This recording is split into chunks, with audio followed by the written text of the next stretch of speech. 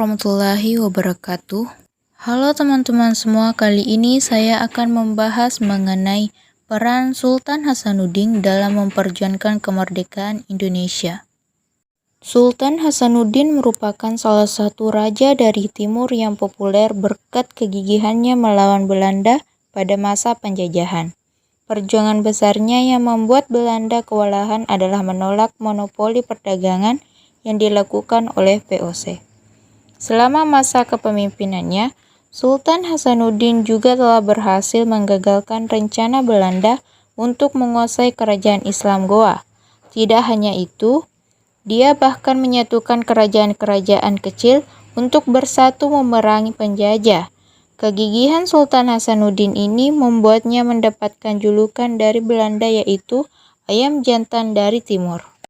Sultan Hasanuddin merupakan Raja Goa ke-16 atau Sultan Goa ketiga sejak kerajaan ini mulai memeluk Islam. Lahir di Goa pada 12 Januari 1631 dengan nama Muhammad Bakir Imalombasi Daeng Matawang Karaeng Bonto Mengapa. Dia adalah putra mahkota Sultan Malik As-Said atau Malikul Said pada tahun 1639 sampai 1653 dengan satu Sabe Tomola Kuntu.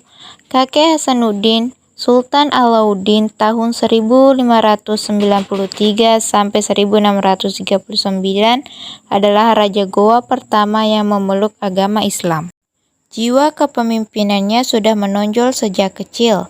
Selain dikenal sebagai sosok yang cerdas, dia juga pandai berdagang. Inilah yang menyebabkan memiliki jaringan dagang yang bagus hingga Makassar, bahkan dengan seorang asing. Hasanuddin kecil mendapatkan pendidikan keagamaan di Masjid Bontoala. Sejak kecil dia sering diajak ayahnya untuk menghadiri pertemuan penting dengan harapan bisa menyerap ilmu informasi dan strategi perang. Beberapa kali dia dipercayai menjadi deklarasi untuk mengirimkan pesan ke berbagai kerajaan. Selain dari ayahnya, dia memperoleh bimbingan mengenai pemerintahan melalui Mangkubumi Kesultanan Goa, Karaeng Pattingaloan. Sultan Hasanuddin merupakan guru dari Arum Palaka, salah satu Sultan Bone yang kelak akan mengkongsi dengan Belanda untuk menjatuhkan Kesultanan Goa. Sultan Malikul Said wafat pada 6 November 1653. Hasanuddin pun naik tahta sebagai raja baru dan langsung membawa kerajaan mencapai puncak kejayaan, termasuk menguasai jalur perdagangan utama di Nusantara bagian timur. Namun, masa-masa keemasan itu mulai terancam sejak orang-orang Belanda berbendera VOC menyambangi Sulawesi bagian selatan pada pertengahan abad ke-17.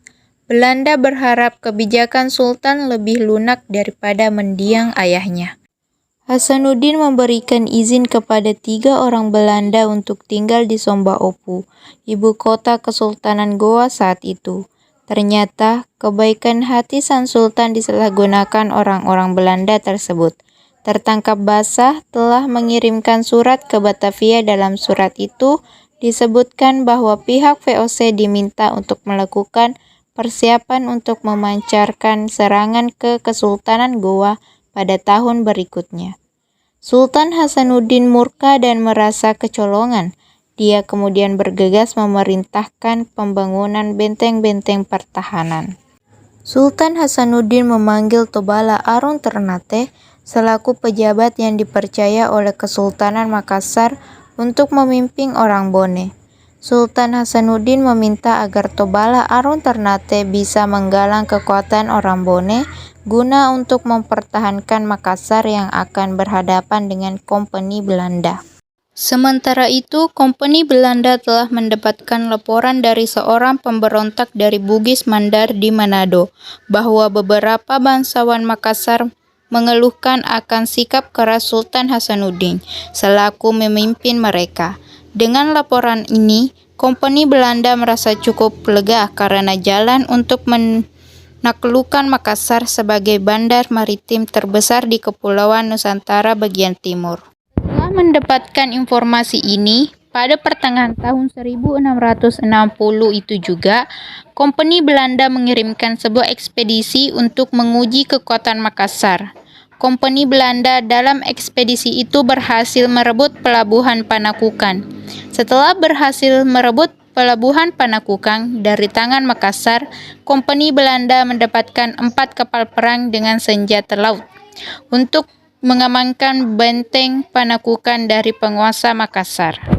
Sultan Hasanuddin sangat menyalahkan Karain Sumana selaku pejabat Makassar yang bertanggung jawab dalam menangani pasukan Bone di bawah pimpinan Tobala Arun Ternate. Sultan Hasanuddin mengganti Karain Sumana dengan Karain Karunrung. Karain Karunrung langsung memberi perintah ke Tobala Arun Ternate untuk membawa orang Bone ke Makassar guna bekerja membantu pertahanan Makassar. Arung Palaka termasuk ke dalam para bangsawan Bone yang diturunkan mengawasi orang Bone. Arung Palaka merasa tidak tahan melihat derita yang dialami oleh orang Bone ketika sedang bekerja. Dia berusaha mempengaruhi dan meyakinkan Tobala Arun Ternate beserta bangsawan Bone lainnya untuk melarikan diri dari pekerjaan itu. Setelah sepakat untuk melarikan diri, mereka menunggu waktu yang tepat untuk melarikan diri. Akhirnya, orang Bone di bawah pimpinan Arung Palaka dan Tobala Arun Ternate berhasil meninggalkan Makassar dan bergerak terus menuju Bone. Setelah sampai di Bone, atas persetujuan semua pihak, disusunlah rencana pemberontakan secara besar-besaran atas Kesultanan Makassar. Pemberontakan orang Bone ini dipimpin langsung oleh Arung Palaka dan Tobala Arun Ternate. Setelah mengetahui gerakan ini, Sultan Hasanuddin mengirimkan pasukan di bawah pimpinan Karain Sumana untuk menumpasnya. Pada awalnya, Arung Palaka dan Tobala Arun Ternate berhasil membendung pasukan Makassar. Namun, setelah pasukan Makassar mendapat bantuan dari Wajo, Arung Palaka dan Tobala Arun Ternate mengalami kekalahan. Mereka pun melakukan gerakan mundur. Pasukan Makassar dan Wajo mengejar terus dan terjadi lagi pertempuran di Bone Utara pada 11 Oktober 1660. Arung Palaka di pantai ini bersumpah akan terus berjuang untuk membebaskan Bone dan Sopeng dari kekuasaan Makassar. Arung Palaka di kemudian hari memutuskan berangkat ke Batavia untuk membangun kerjasama dengan Kompeni Belanda dalam upaya membebaskan Bone dan Sopeng dari kekuasaan Makassar.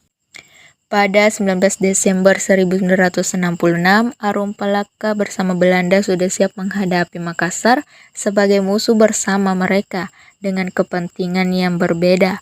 Setelah sampai di pelabuhan Makassar, pada 21 Desember 1966, ditembakkan 2 meriam dari kapal Kompeni Belanda ke arah benteng Somba Opu sebagai benteng pertahanan pertama Sultan Hasanuddin.